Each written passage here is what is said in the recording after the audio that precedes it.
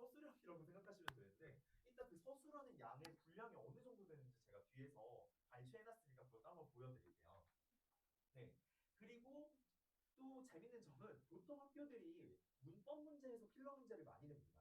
그리고 문법 범위보다 문학 범위가 많았어도 시험 출제할 때는 문법 양을 거의 절반 가까이 내시거든요. 근데 용산고는 특이하게 문학 비중이 높고 문학에서 필러 문제가 많이 나온다.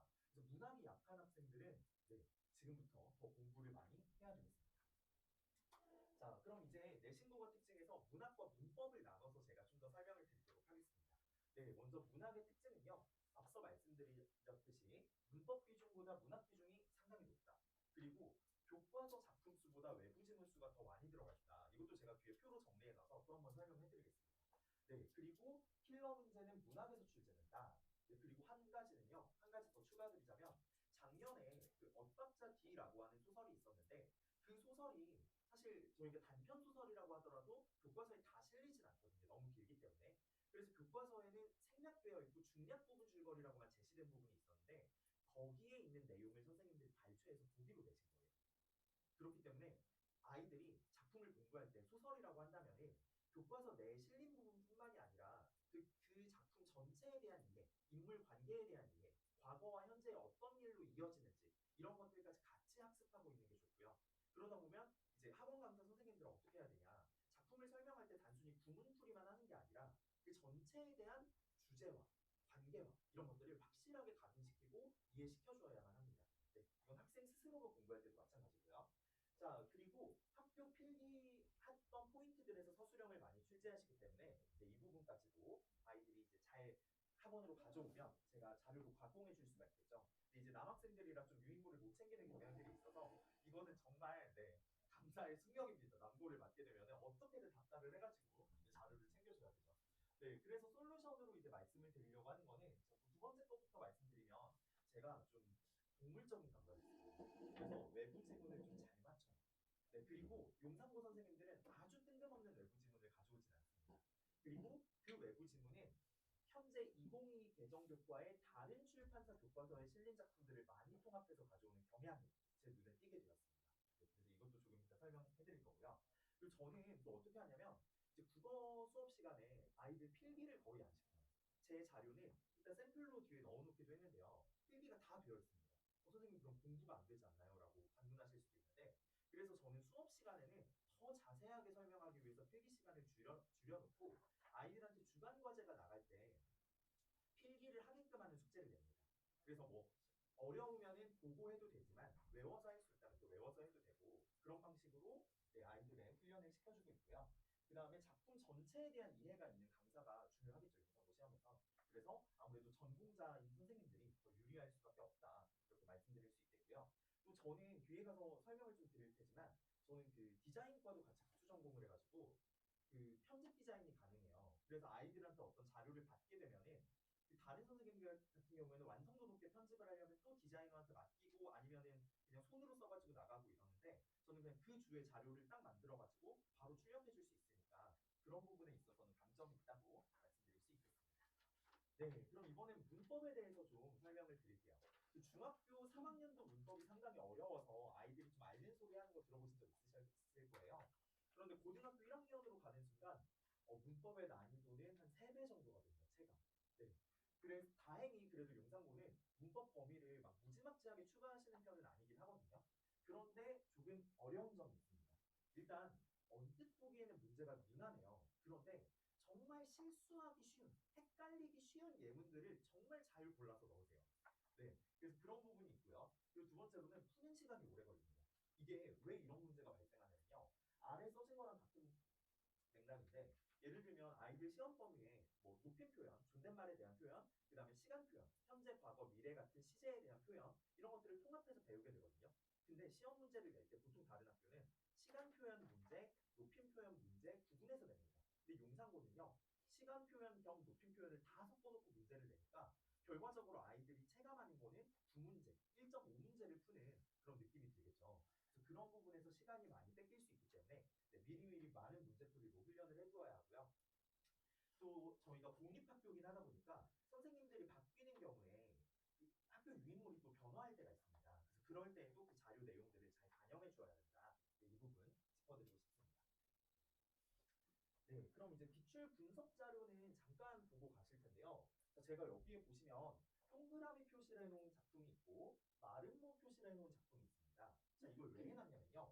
먼저 그 1번에서 3번에 해당하는 세 문항짜리 이 지문들을 한번 살펴보실게요. 거기 보면 동그라미가 되어 있는 정현종의 방문객이 교과서 출제 작품이었어요. 교과서에서 나온 지문이었고요. 나다라는 교과서에 없던 작품이었습니다. 그래서 외부 지문으로 나온 건데요. 마름모는 그럼 뭐냐? 이 손택수의 나무의 꿈은 2022 개정교과 때 처음으로 학교 선생님들 자료로 나오게 된 그타 출판사 교과서 작품이라고 보시면 됩니다. 네. 그리고 그 옆에도 백석의 수라가 있는데요. 백석의 수라는 저희 비상 강호영 교과서에 있는 작품이었다면 백석의 흰바람 벽에 있어랑 남친의 주 유동석 지문방은 또 다른 출판사에 있던 작품입니다. 그래서 학교 선생님들 같은 경우에는 각 출판사에서 되게 고퀄리티의 자료들을 받을 수가 있어요. 그러다 보니까 타 출판사에 대한 자료들을 가공해서 사용하시기가 좋겠죠. 그래서 그런 부분에서 추가하고 있는 것들이 지금 경향이 보이는데 이 부분은 어떻게 대비해야 되는지도 뒤에서 설명을 드리도록 하겠습니다. 네, 그리고 이거는 그냥 제가 예시로 보여드리는 건데 저는 시험이 끝나면은 이렇게 문항별로 난이도랑 어떤 유형인지 네, 이런 것들을 적어서 이제 가정통신문처럼 그리고 뭐 어머님들 문자로 이렇게 보내드리고 있어요. 그렇게 되면은 어머님들께서도 이제 아이가 무슨 문제 풀렸는지 확인하실 때 좀 더 점검하실 수 있도록 네, 그렇게 해드리고 있습니다. 네, 그럼 이제 용산고 내신 문제에서 기출 문제를 가지고 조금 특징들만 한번 살펴보도록 하겠습니다. 네, 이제 원리 이해 문제 제가 이렇게 적어놨는데요. 용산고 문법 문제를 제가 처음 봤을 때 어떤 느낌이 들었냐면 특히 서술형에서 이거 나 전공 1, 2학년 때 보던 시험 문제인데 이런 느낌이 들었어요. 근데 이게 단순히 어렵다는 개념이 아니라요. 아주 원리를 물어봅니다. 그러니까 이 문법에서 발음이 변동되는데 이 원리가 뭐니? 근데 이런 유형의 문제는 대치동에서도 제가 거의 본 적이 없고 웬만한 학교 선생님들이 잘 내지 않는 방식이에요. 그래서 약간 임용고시 문제 같은 느낌으로 네, 그래서 아이들이 이제 문제풀이에만 훈련돼 있으면 안 되고요. 용산고에서 문법 서술형을 맞추려면 원리를 다 파악하고 있어야 됩니다. 네, 그래서 국어는 정답이 없는 과목이 아니냐 뭐 이런 식으로 반문하는 학생들이 종종 있는데 정답이 있습니다. 네, 그래서 원리를 이해해야 된다. 네, 이 부분이 가장 중요하다고 말씀드릴 수 있겠고요. 그래서 기계식 암기가 절대 불가능합니다. 그래서 양치기로 그냥 시간 떼어가지고 이렇게 공부하는 것보다는 정말 이해하고 넘어가고 이해가 안 될 때 선생님을 붙잡고 그냥 늘어져서라도 어떻게든 이해하는 그런 태도. 네, 그게 용산고에서 고득점을 올릴 수 있는 솔루션이라고 말씀드릴 수 있겠습니다. 네, 그리고 서술형, 제가 최고 난도라고 올려놨는데요. 정말 최고 난도, 초고 난도입니다. 자, 여기 보시면요. 아까 제가 소설에서 중략됐던 부분을 선생님들이 발췌해서 가져온 다음에 문제를 냈다고 했잖아요. 근데 그걸 서술형으로 내신 거예요. 그래서 어떻게 됐냐면 현재 상황에 대한 내용이 소설 지문에 있었는데 선생님들은 과거 상황에 대한 내용을 가져오셨어요. 그런 다음에 얘들아 현재 상황이 이렇게 됐는데 과거랑 연관지었을 때 왜 이렇게 된 것 같니? 라고 물어보는 그런 문제였거든요. 그러니까 내용을 총체적으로 다 이해해야 됐는데 이해를 하더라도 문제점이 있었습니다. 옆에 이거 제가 그 학교 선생님들이 올리신 모범 답안 그냥 타이핑 해놓은 거거든요. 엄청 길지 않나요? 저 최근에 이렇게 긴 서술형은 제가 처음 봐가지고 거의 저 학교 다닐 때 논술형 문제가 이 정도 분량이었던 것 같은데 네, 아주 길게 작성해야 되는 이런 문제들. 네, 그래서 이런 부분에서 아이들이 좀 멘탈이 흔들릴 수가 있거든요. 그래서 그 전에 미리미리 이제 모의고사 방식으로 훈련을 시켜주면 도움이 많이 되겠죠. 네, 그리고 수능형 외부 지문이라고 했는데 이거는 그냥 아까 말씀드린 거라서 바로 지나가시면 저희가 아까 백석의 수다라는 작품이 있었고 두 작품이 더 추가된 외부 지문 문제가 있었습니다. 그런 것처럼 외부 지문이 다양하게 많이 등장한다 이거 설명해 드리고 싶었고요. 그리고 하나 더 말씀드리자면 제가 아까 해정학원 교재팀 언급을 드렸잖아요. 그 교재팀에서 뭘 했냐면 2022 개정교과가 이제 바뀌면서 새롭게 추가되는 문학작품 플러스 기존 교과서에 있던 모든 문학작품을 다 분석하는 자료를 만들었던 팀입니다. 그래서 그거에 관한 OX 퀴즈 그리고 그거에 관한 선택형 문제 이런 것까지 다 제작을 했었거든요. 그러다 보니까 저는 지난 1년간 그 모든 출판사의 문학작품이 다 분석이 되어 있는 상태예요. 그래서 그러다 보니까 아이들한테 이런 부분을 짚어주기에도 훨씬 유리하다고 말씀드릴 수 있겠습니다. 자, 그리고 아까 비상 강호형이라는 교과서가 왜 문제인지 제가 말씀을 드리려고 했었는데 저희 한 1, 2년 전에 아주 최대 이슈가 있었죠. 그 국어 난이도 너무 높다. 이거 필러 문제가 없애고 어떻게 해라. 이런 교육부나 평가원의 지침이 있다 보니까 이번 교과서들부터는요. 그 옛날 고전 시가에 고어를 다 빼버리고 현대어 버전으로 써준 교과서가 많아요. 그런데 비상 교과서는 비상출판사 그 사장님이 국어 선생님 출신이시거든요. 그래서 그런지 몰라도 고어 그대로 실어놨습니다. 교과서에. 그래서 고등학교 1학년 때부터 굉장히 어려운 고어를 아이들이 읽어낼 수 있어야 돼요. 청산별곡 이거 아래 한번 보실래요? 혹시 이거 해석 가능하신 어머니나 아버님 계시면 제가 백화점 상품권 쏘겠습니다. 네, 그래서 이게 상당히 어렵습니다. 그래서 아이들이 어떻게 해야 되냐면요. 이 구절에 대한 의미나 상징까지도 공부를 해야 되는데 이 구절 자체를 현대어로 풀이하는 것도 할 수 있어야 돼요. 또 서술형에서 그걸 많이 물어보기도 합니다. 네, 그래서 그 부분도 이따가 설명을 드릴게요. 자, 그럼 내신 대비 일정은 저희가 3월 7일부터 시작을 하고요. 네, 토요일 오전에 수업이 있습니다. 토요일 10시에서 1시에 수업이 진행이 될 거고, 그래서 직전 보강까지 하면 8주차로 구성이 되는데요. 이제 직전 보강 때 그냥 문제풀이 시키고 집에 보내는 선생님들이 사실 좀 많으세요. 근데 저는 그걸 좀 싫어해가지고 직전 보강 때에도 제가 주는 파이널 자료로 판서식 수업을 합니다. 그래서 아이들 머릿속에 한 번씩 싹 각인되게 하고, 문제풀이는 사실 집에 가서 애들이 점검해도 되는 거니까요. 그런 식으로 진행을 하고 있습니다. 네, 그리고 제가 교재를 좀 재밌게 만드는 편이에요. 아까 그 교과서 편집 가능하다고 말씀드렸잖아요. 제가 네, 그래가지고 표지는 그 당시에 이제 아이들한테 이슈가 된 어떤 웹툰이나 드라마 같은 걸로 이제 표지를 좀 재밌게 만들어주고요. 선제 없고 튀어 기억하시나요, 어머님들? 제가 국어에서 선지라고 하니까 선지 없고 튀어 이런 식으로 네, 애들 또 이런 재미라도 있어요. 공부를 또 하니까 네, 그렇게 만들어주고 있고 제가 사용하는 프로그램이 어도비에서 만든 인디자인이라는 프로그램이에요. 그래서 한글로 보통 국어 선생님들이 작업을 하시는데 저는 내용도 제가 강사니까 채울 수 있고 그리고 디자인도 제가 할 수 있고 또 편집까지 해서 아이들한테 바로 인쇄해 줄 수 있는 강사로는 정말 국내에서 유일하다. 정말 거짓말이 아닙니다. 그리고 제가 세미나도 하고 다닙니다. 네, 그래서 강사 선생님들 대상으로 교재 편집 이렇게 해야 된다라든지 이런 것들도 하고 있는 사람이기 때문에 네, 믿으실 수 있을 겁니다. 네, 자료만은. 그래서 이 자료도 보시면은 지금 제 필기를 여기 다 녹여놨어요. 그래서 아이들이 필기할 게 없어요. 그럼 아이들은 집에 가서 숙제로 필기 한번 해보고 문제 풀어보고 이런 식으로 진행을 하면 되고요. 그리고 이제 고등학교 1학년들이다 보면은 중학교에서 갑자기 올라왔기 때문에 저희가 개념 학습이 좀 부족한 친구들도 있습니다. 그래서 항상 그 현대시가 있으면 현대시, 현대소설이 있으면 현대소설, 그 개념서 부분도 제가 자료로 나눠주고 있거든요. 그래서 이걸 보면서 더 확실하게 아이들이 흔들렸던 개념들이나 좀 빈틈이 있었던 개념들을 채울 수 있겠죠. 네, 그리고 아까 고전 시가가 굉장히 복병이라고 말씀을 드렸는데 저는 현대어 풀이를 할 때 학교에서 주는 수준의 풀이도 같이 주긴 하지만 거기에 제가 여기 괄호 같은 게 다 쳐져 있어요.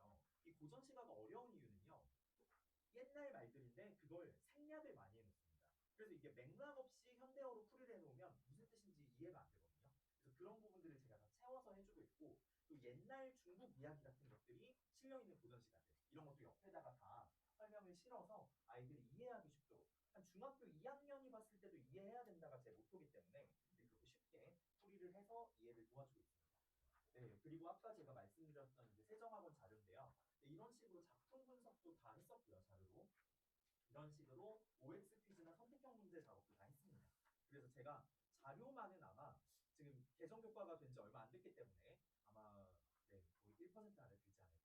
이거 선생님들 중에는 네, 그렇게 설명드릴 수 있겠고요. 그리고 제가 또 이제 애들 좀 재밌게 해주려고 이제 이건 수업 시간에 이렇게 그리진 않고 이제 쉬는 시간이나 수업 전에 좀 그려놔요. 그래서 애들 좀 머릿속에 이렇게 이미지로 확 각인될 수 있게끔 그림 그리는 걸 좀 좋아해가지고 이렇게 해서 인물 관계도 같은 것도 파악을 빠르게 할 수 있고 또 인물에 대한 특징 같은 것도 이렇게 적어주고 저는 판서하는 게 약간 취미거든요. 그래가지고 판서도 예쁘게 잘 정리를 해줍니다. 네. 제가 이제 이렇게 섬세하고 막 글씨도 예쁘고 하다 보니까 너무 세심해서 좀 남학생들이랑 안 맞는 거 아닐까 뭐 이런 생각하실 수도 있는데 제가 의외로 또 남중남고 출신이에요. 어머니들. 그래가지고 또 용산고 아이들하고도 잘 맞을 수 있다고 네, 말씀드릴 수 있겠습니다. 네, 그래서 뭐 이런 식으로 이제 작업을 해주고요, 애들한테. 그리고 또 제가 동양화도 어릴 때 배운 적이 있어가지고 그 사분자를 한번 딱 정리해주면 애들 머릿속에 딱 남거든요. 왜 이걸 정리해야 되냐? 고전 시가에서 선비들이 추구하던 그 4가지 자연물이 항상 시험에 나옵니다. 2학기가 되면. 그래서 이거 한번 딱 그려주고 나면 이제 애들이 안 까먹죠. 네. 그래서 이런 식으로 진행을 하고 그래서 고전 시가를 예시로 든다면은 현대어 풀이를 암기하는 네, 숙제, 그 다음에 그 주석이라고 숙제라고 해서 제가 자습서처럼 아래 써놓은 글들 있죠. 그걸 암기하는 숙제, 그다음 OX 선택지로 이제 퀴즈를 좀 내주고요. 그 다음에 내신형 문제들을 풀고, 네, 그 다음에 오답 정리까지 시키게 되는 그런 과제 사이클로 운영을 하고 있습니다. 그리고 이제 주 1회 클리닉이 진행될 건데요. 자, 먼저 저희가 문학 작품 같은 걸 배웠을 경우에는 이렇게 백지 테스트라고 해서 그 송미인곡이라고 하는 옛날 고전 시가거든요. 네, 이거에 대한 이제 현대어를 쓰고 그 다음에 이 여기 있는 시어들이 어떤 역할을 하고 있고 어떤 의미가 있는지 네, 그런 것들을 파악하는 그런 것들 시험 문제로 출제해서 아이들 테스트 보고 있고요. 그 다음에 내신 모의고사. 자, 이게 중요합니다. 고등학교 올라가면 시험 시간이 많이 부족한 걸 아이들이 체감하기 때문에 네, 저희가 진짜 용산고등학교 시험 문제 느낌으로다가 네, 문제를 만들어가지고 아이들이 시간 내에 푸는 훈련 그리고 더 다양한 문제를 풀 수 있는 훈련을 클리닉 시간을 통해서 네, 진행을 하고 있고요. 이제 오답 정리까지 마치는 걸 목표로 하고 있습니다. 아 그리고 정말 여기 학생들도 있어서 얘기하는 건데 문제를 푼다고 끝나는 게 아니라 오답 정리가 필수입니다. 오답 체크를 꼼꼼히 해야 성적이 오르는 거예요, 여러분. 자, 그 다음에 카톡이나 DM으로도 제가 질문을 항상 받아줘요. 근데 DM은 좀 이제 안 하려고 애들이 괜히 인스타로 유입되는 불상사가 생기는 것 같아서 카톡으로 주로 질문을 받아주고 있습니다. 그리고 이제 질문량이 너무 많을 경우에는 전화로도 해주고 있기 때문에 언제든지 저한테 이제 질문 남겨놓으면 제가 그날 안에 보고 아이들한테 답변해주고 있다고 네, 도와주시면 되겠습니다. 네, 그래서 파이널 자료에는 외부 지문으로 나올 수 있는 것들의 어떤 포인트들 짚어주는 자료라든지 아니면 이번 시험 범위에 들어가는 작품들의 공통점과 차이점을 적어놓는 문제 자료를 많이 만들어 주거든요. 왜 공통점 차이점이 중요하냐면 한 시에 대해서 하나의 문제를 내는 게 아니라요. 그 다나 다라 해가지고 한 지문 칸 안에 세네 편의 시가 있고 그 시들을 비교하는 문제가 많이 출제되기 때문입니다. 그래서 이런 식으로 아이들한테 시험 전날 정리를 해주면 훨씬 더 다음날 마음 편하게 시험을 볼 수가 있겠죠. 네, 그래서 저는 여기까지 설명을 드릴 수 있을 것 같고요. 제가 그 설명을 다른 선생님들 다 끝나고도 남아 있을 테니까 혹시 궁금하신 점 있으시면은 네, 저 찾아주시면 바로 상담해드리겠습니다.